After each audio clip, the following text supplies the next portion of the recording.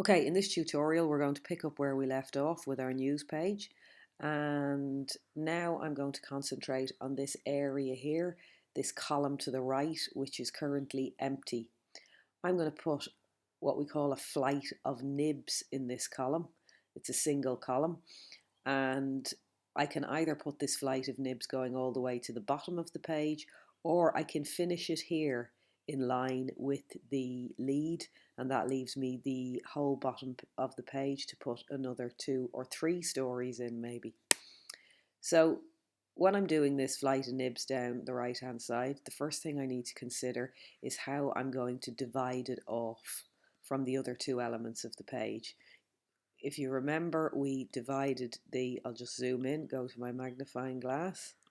If you remember, we divided back on my top tool, we divided the picture and the lead with a line, like that, and we also put a line at the end of the lead.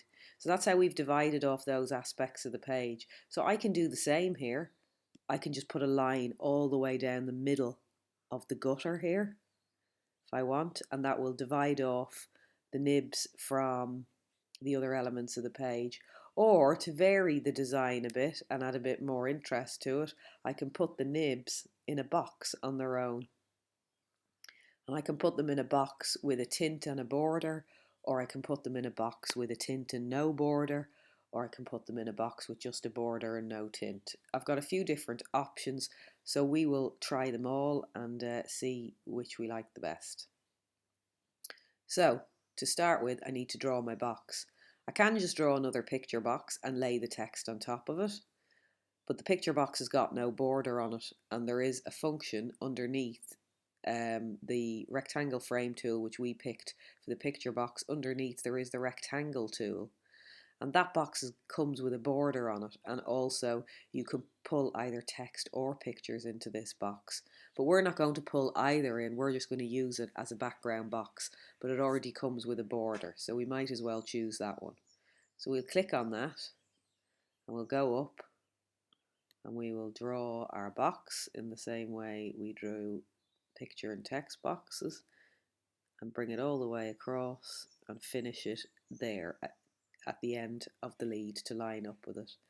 Now I'm just going to go on my zoom tool. I need to zoom in to make sure, and then back on my top selection tool to manipulate the box.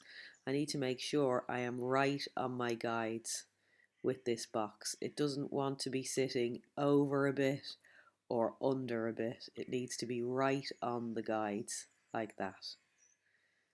And again, down the bottom, it needs to line up exactly with the line underneath the lead story.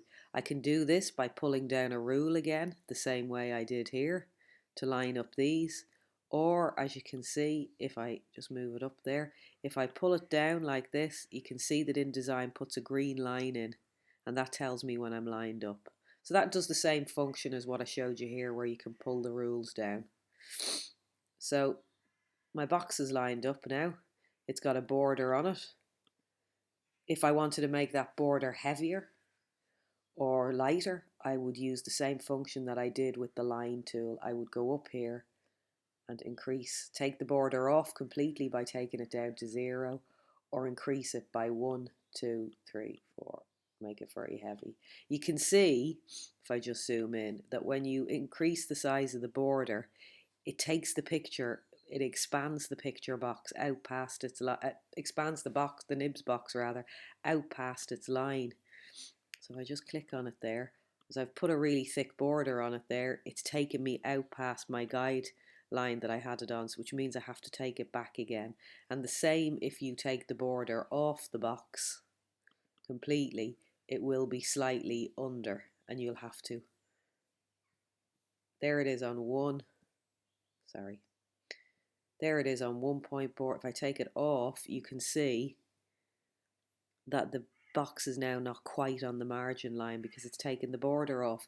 So by putting thicker or thinner borders on or taking them off, you need to go back and check that your box is still completely within the guides that you want it to be.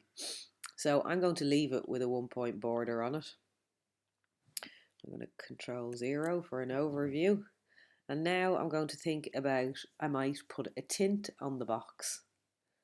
So in order to put a tint on the box, which is a colour, and you can keep it grey so the whole page is still black and white, or you can give it a colour if you wish. Some newspapers do put some colour in their background news boxes. So in InDesign, the way we access colour is not, as you might think, through colour. It's actually through swatches. So if we click on swatches, you can see that swatches brings you up a few different basic colours to choose from. And you can choose them by clicking on them like this all the way through. But when you click on a picture, a colour, you need to make sure you're changing the right aspect. And you can see as I go through these colours, it doesn't look like there's any changes being made. If I zoom in, you can see that the border around the box has now changed to being blue. And if I go through those colours again, pink, yellow, red, it's changing the border colour of the box.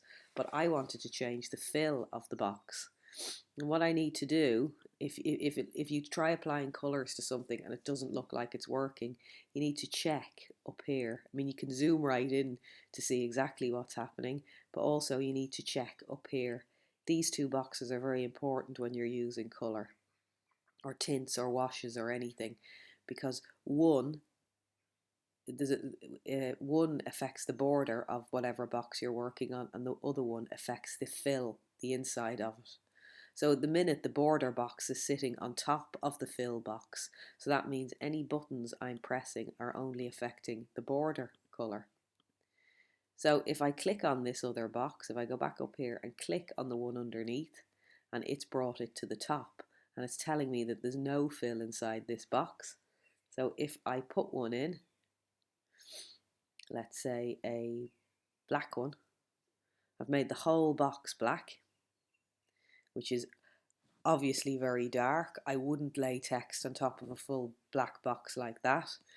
I might do if I was a certain tabloid publication, but generally for ordinary news pages, we might have a few little reverse headlines, which is when you have white on black, but we wouldn't have a whole box with text on top of it.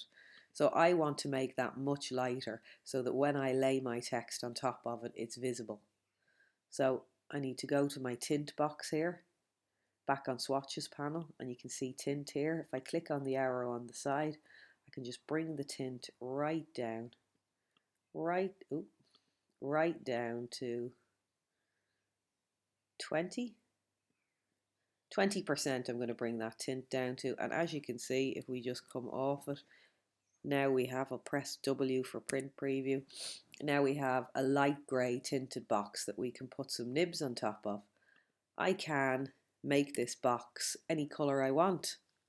So as long as I make sure that I've got these two boxes set to whichever one I want to affect.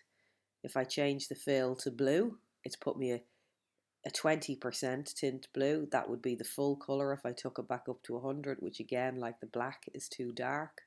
So take it back down to 20, like so.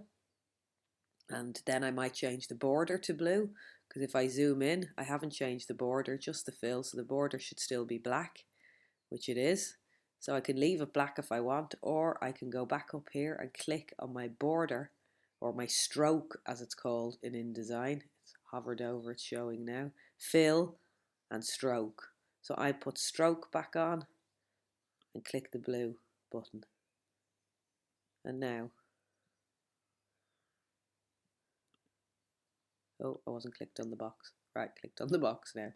So then I just click blue, and there my borders changed to blue, and that's because I've clicked to make sure that the border box is sitting on top of the fill box.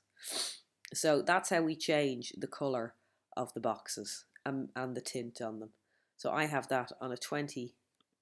If I click back on it again and back on the fill, you can see it's 20%. If I click on the border is 100% because I want it to be darker. And I can do that. I can change all of those colours, any of them. I can do that as much as I like. Also, if I wanted my own colour and I didn't really like any of those, say I wanted a darker blue, I just double click on the blue square and it brings me up the measurements inside for colour. So I can change all of these to get myself whatever colour I want. I could get myself a really light colour in the first place and keep it at 100%, but tint is quite an easy way of doing it.